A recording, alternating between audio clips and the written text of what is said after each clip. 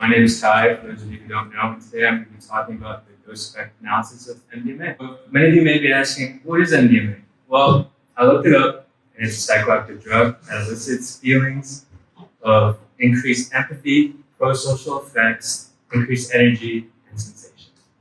And because of these effects, it's often used recreationally. You can see the use of MDMA in lots of festivals and concerts.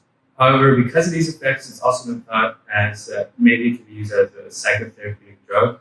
One current example is in Colorado. They're trying to legally pass a prescription of MDMA. So how it works. So MDMA works by having two main methods, and it's acting as an antagonist or reuptake inhibitor.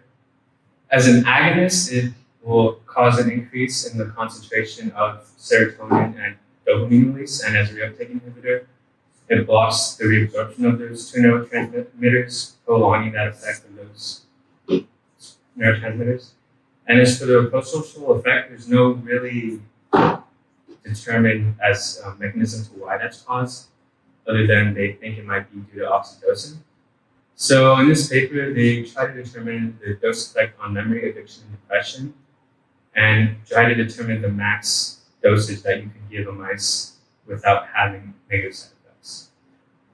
So they did these three goals through Pavlov air conditioning and by place preference chambers, where they had these two chambers. One was associated with getting the drug, and the other one was just a control, so they could see which chamber the mice preferred. For depression, they just literally injected the mice and dropped them in water, and if they gave up swimming, they would rest. So for the Pavlov air conditioning, they had two different chambers with two different contexts. So they were like two different environments. And chamber A, let's say, was the chamber that they practiced in. So that's where they got their injections. That's where like they were baseline. So for this, the mice were injected. And then after 30 minutes, they were given they heard a tone and then were shot. So they did that for 7 days. And then on the 7th day, they would switch chambers without giving them drugs and then see how they would react. And these are the results. So figure A is just movement on drug. That's how much activity they had at different dosages. All pretty much the same. And then for figure B, that's the short-term memory on the drug. So you can see at more than 3 mg per kg, that's when these fell off. So when at percent freezing, what they're showing is that the mice should be able to correlate the sound of the bell and the shock. So if they hear the bell, they should be afraid, right? And if they're afraid, they should stop moving and be freeze. That way, so higher freezing means that they're learning. We can see that in short-term memory, at 3 mg per kg, there's that drop-off, so they're not learning. So when they hear that bell, they don't know. It's not associated with that shock.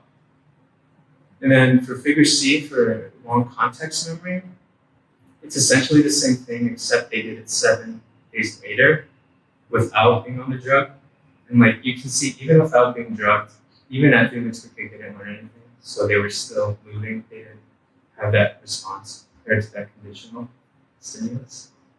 And then for D is when they switched chambers. So they did not have practice in these chambers. It's an unfamiliar environment. But the mice who received less than 3 mg per kg of MDMA still knew that if they heard that tone, they were going to get shot. So this showed that it's not a correlation between the chamber and the shock, it's just tone. So they concluded that the max dose that you can give a mice without negative side effects was 3 mg per kg. And that, as you can see in these slides, anything lower didn't really affect the learning. Also from molecular and bioassays, they found that most of the effects of MDMA was controlled by serotonin and dopamine.